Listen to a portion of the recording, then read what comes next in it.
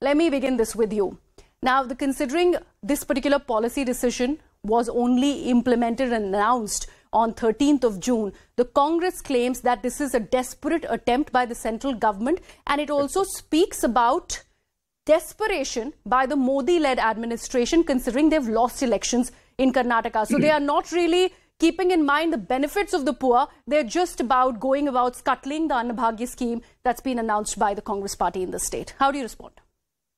See, regarding the blame game of Congress government, we told that day itself, the day when they came into power, we knew that they are not going to implement all the guarantees. They are going to show their fingers to the center. We are told that, and the same thing is happening now. My question is very clear over here. When there was a rule made by FCI that was applicable for entire India, not only for Karnataka. See, there is a BJP rule state. For example, there is something in Gujarat. There is, we have a ruling in Madhya Pradesh also. Come on, Madhya Pradesh elections is also nearing. Do you think it is done for the sake of elections? No, nothing like that. And also, like as you said, the decision was taken on June 8th itself.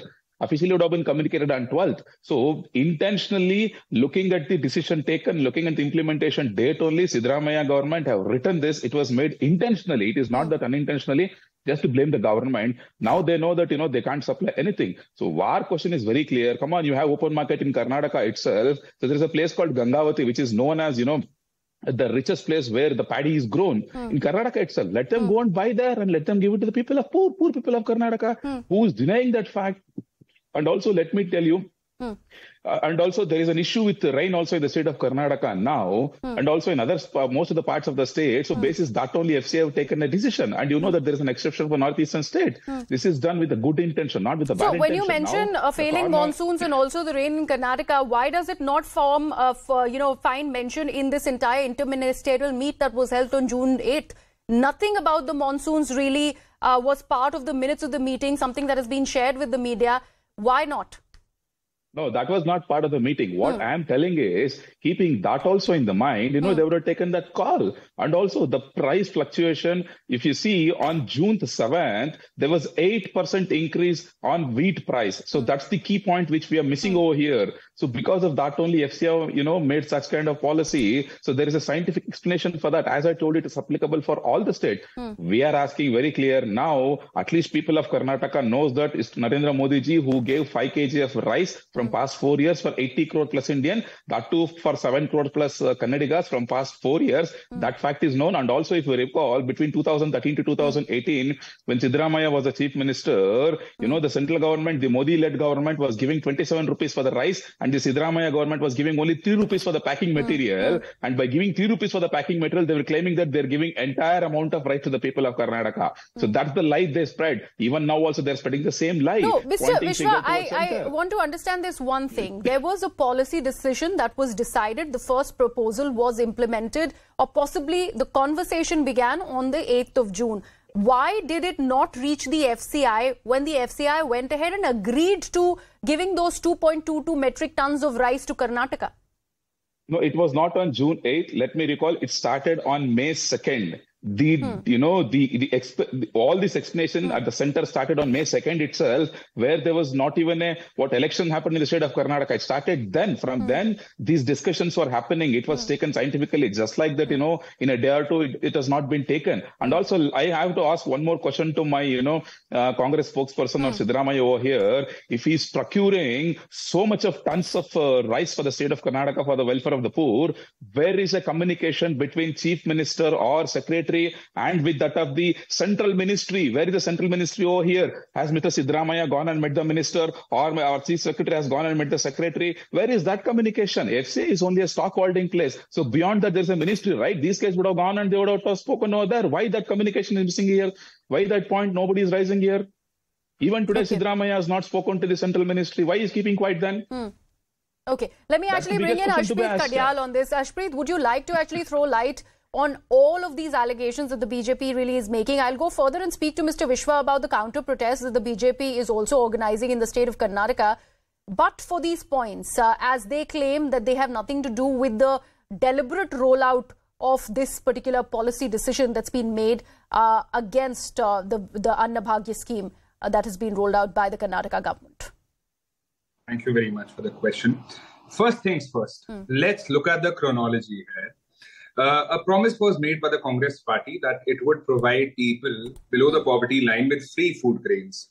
Chronology number 2, a request was sent from our party, from our government, for free food grains so that we can procure it. Number 3, we get a confirmation from the FCI, and this is the confirmation. You can see it on the screen. Unlike the Bharatiya Janata Party spokesperson, I wouldn't just say things which are up in the air. I would talk with facts and evidence. Now, number 4, after the confirmation has come from FCI, a directive gets issued from the center that you cannot do it. Now, the problem here is the 12th of June, a confirmation comes from FCI. 13th of June, the center issues a directive, which goes on to suggest that it's 100% an afterthought. 100% the Bharatiya Janata Party wants to torpedo. But Arshpreet, why are you discounting the 8th June meeting?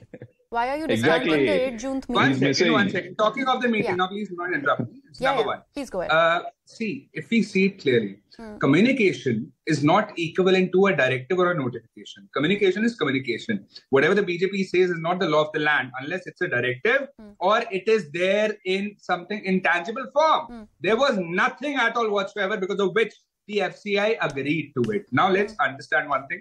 FCI is not just a normal body. It's one of the biggest bodies we have in India. And if the FCI is agreeing to it, that means there has been no directive at all whatsoever.